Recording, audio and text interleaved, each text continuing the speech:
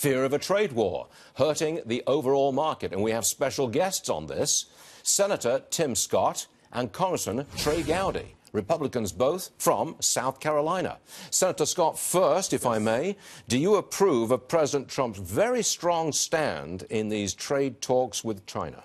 I think he's done a masterful job so far. In the past, if you look at where we were with South Korea, we've seen progress made on the renegotiations. We're renegotiating NAFTA as well. And with China, China has done a great job of at least inappropriately, if not illegally, taking our IP. So what he's doing is creating a firewall. And I think his strategy so far has proven to be effective.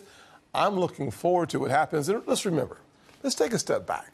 The announced new tariffs don't even go in place until next month. Exactly. That middle of May. We've got plenty of time to negotiate. Frankly, it is time for us to be at the table negotiating with China as opposed to saying, whatever you give us, we'll take. Okay. That is not an effective process. Okay, let's see if you affect the market, because you're down 419 points when you said it. Let's see if that changes. It's going to go back up. Oh, careful. Oh, no. Now, also in the news, President Trump just tweeted this about the border. He quoted literally about an hour, 15 minutes ago. Here it is. Our border laws are very weak, while those of Mexico and Canada are very strong. Congress must change these Obama-era and other laws now. The Democrats stand in our way. They want people to pour into our country unchecked. Crime! Exclamation point. We will be taking strong action today. We're waiting for that. Don't know what it is at this point. But Trey Gowdy, Congressman Trey Gowdy, is with us now. He wants to send troops, well, the National Guard, to the border. Do you approve, yes or no?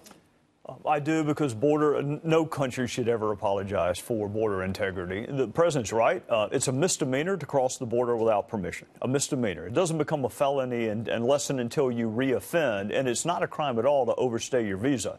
I don't know what gets weaker than not being a crime and a misdemeanor.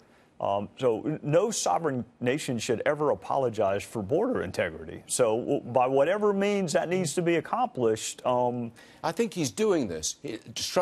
President Trump is taking a very hard line because he's disappointed in what Congress did. I mean, you didn't give him a wall. He didn't give him war funds.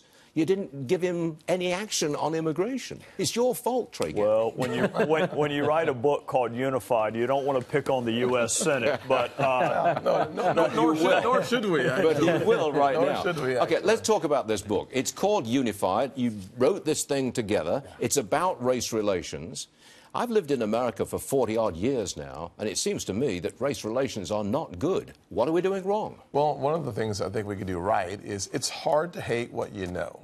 So the more up close and personal we have in our relationships, the easier it is going to be for us to solve some of the issues. You need rapport, credibility in order to actually address problems. We're always rushing to the problems, and very seldom do we take a look back over the provocative and rich history on race in this country and recognize the progress that we've actually made. When we were kids, we would not have been able to play together, drink out of the same water fountain, go to the same restaurants, stay in the same hotels.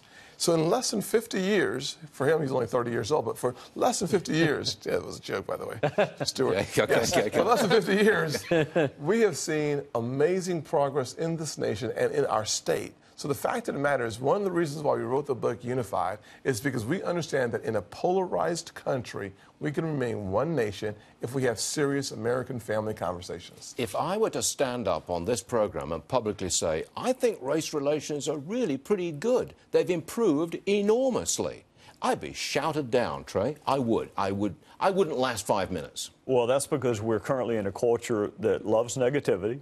Conflict is commercially successful. Conciliation is not. The reality is we have made progress, but we've not gotten where we need to get. Law enforcement, the criminal justice system is a perfect example. White communities and communities of color view that differently. So it's really hard to hate something you know. And I think what Tim and I would like people to do, what we advocate for in Unified, is to have a conversation which hopefully leads to a relationship with someone who doesn't look like you, who doesn't have your same political ideology, that doesn't have your same religion.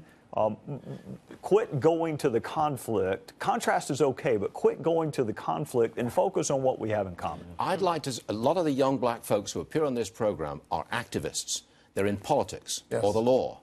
I'd like to see them go into business. Start a booming business. Trust me, my life was changed when I met a mentor who was a Chick-fil-A operator who taught me that you could think your way out of poverty, because as a kid who was not doing well in school, he wanted me to spend more time focusing on my academics and maybe a little less time on my athletics. And frankly, buying my mom the house or getting her the new car, all that happened through my business success. So the reality of it is that you have a 1 in a million shot at being a pro athlete, but you have like a 1 in 10 shot at being an entrepreneur, and probably 1 in 11 being successful in business. If you don't quit, you win in business. And you do have to learn some lessons the hard way. But our book, Unified, talks about ways for us to deal with the challenges that we face, and you can be hopeful that our best is yet to come. We like that. And you did very well, Mr. Senator. Thank you. Trey Gowdy, it was a pleasure, Thanks, sir. both of you gentlemen. Thanks for being with us. Yes, sir. Much Thank you. obliged.